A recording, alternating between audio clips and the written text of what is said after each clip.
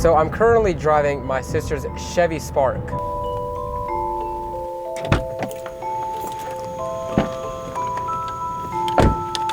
It's not the prettiest thing, but it does hold my golf bags and get me from point A to point B. Brian, why are you driving your sister's car?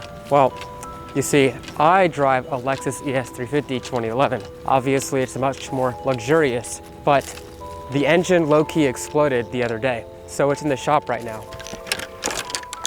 And repairing a Lexus, we all know it's not cheap.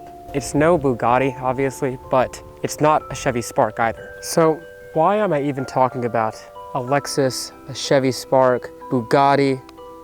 I mean, what's the point? Well, let's just think that this putter is the Lexus.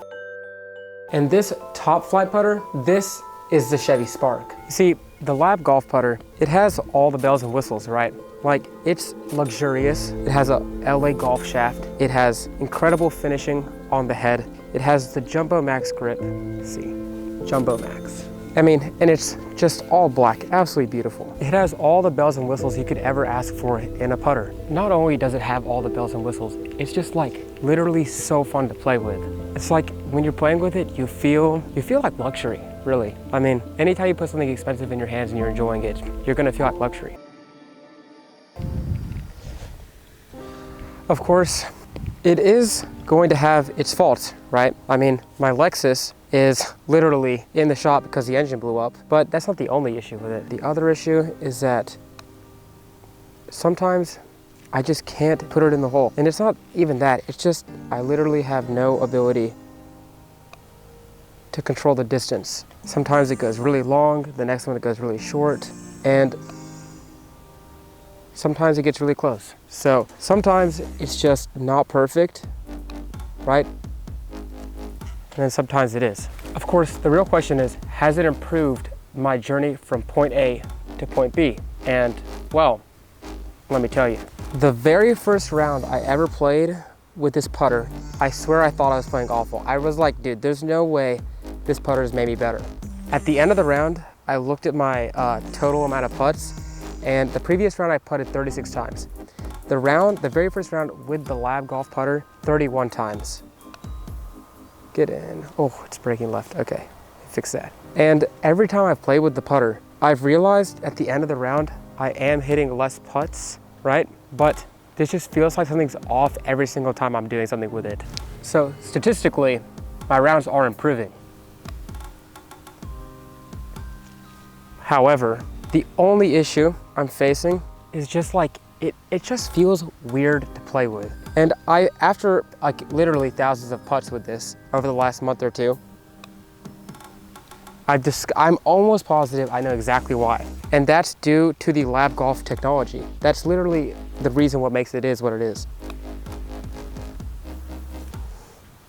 Oh, that was a close one. So you see, due to the zero torque technology, it doesn't twist or turn throughout the shot. It just kind of goes straight through without any issue. It basically makes it feel really weightless, and that's the issue. And with the club head feeling weightless, it makes it really hard to gauge where the head is through the stroke. And that's kind of weird to say, but that's kind of just what I felt. Is that sometimes I feel like I need to absolutely blast it, and then sometimes I feel like that doesn't make any sense to do that. So it really becomes hard to gauge how much you need to swing through. You see, that one's perfect, right? But the one before it, I hit that one a little bit too hard. And so, that one's short. So what I've discovered is two things. The first thing is that I'm a really good second ball putter. Basically, I can miss the first one, and then I know what to do for the second one, and I'm good. And the second thing I discovered with it, it's really weird, is when I look at the hole instead of down at the ball. I literally look at the target. That was the first take, by the way. When I look at the target, it literally makes putting so much easier. And I'm pretty sure the reason that this works is because it takes my mind off of thinking about where the club head's supposed to be in the backswing. And I'm just like, instead of trying to hit the ball with it, I just hit the ball. And I just let the club do the work, which is literally what they talk about in their promos, is letting the club do the job. That would have been a little bit hard though. It feels like when I discovered that my Lexus ES350 was also a 6-speed, man, it felt so wrong, but it felt so right. Like when I don't feel right turning my head and looking at the cup and then hitting the ball over this way. But dude, it just works, and it's like, what? It makes no sense. So the question is, did it make my trip better from point A to point B? And I've really thought like super long and hard about this answer, and I'm still thinking about the answer because it's not an easy one to get to. It has helped me in some ways and hurt me in other ways, if that makes sense. So my lag putting has improved, my statistics have improved, as I've talked about, but my confidence in my stroke has decreased. And depending on who you are, that could mean that it's not worth it. Because if your stats are improving, then it is worth it. But if your confidence is decreasing, then how can it be worth it? That doesn't make any sense, right? So it's like you're there to play a better score, but if you're trying to feel like you're having a better round, it doesn't work for that. It's the weirdest thing. And arguably, on one hand, statistics are more important. On the other hand, confidence is more important. The best scenario would be like meeting right in the middle. Having better stats, having better confidence. But for me, it seems to be that it's one or the other. So it really depends. Are you looking for more confidence or better stats? So the question everyone's asking now, was it worth it? So on the left here, or your right, we've got the Chevy Spark. Reliable, gets you from point A to point B. Nothing special. On the right, or, well, your left, we've got the Lexus ES350.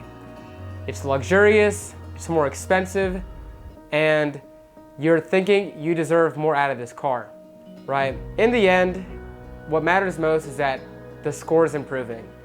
With the l.a.b putter, I did notice my scores improved. Really, the thing is, it just takes time to get used to it, and then the confidence will get there. When I first started driving my car, I did not like it. And now that it's in the shop, I miss it. Really, all I have to say is that while the confidence has decreased, I do believe that it will go back up. In the end, it was worth it. Hey, that was pretty good. I like it. That was good. This is Cranford. He did a good job. So really, I would have to recommend the l.a.b golf putter.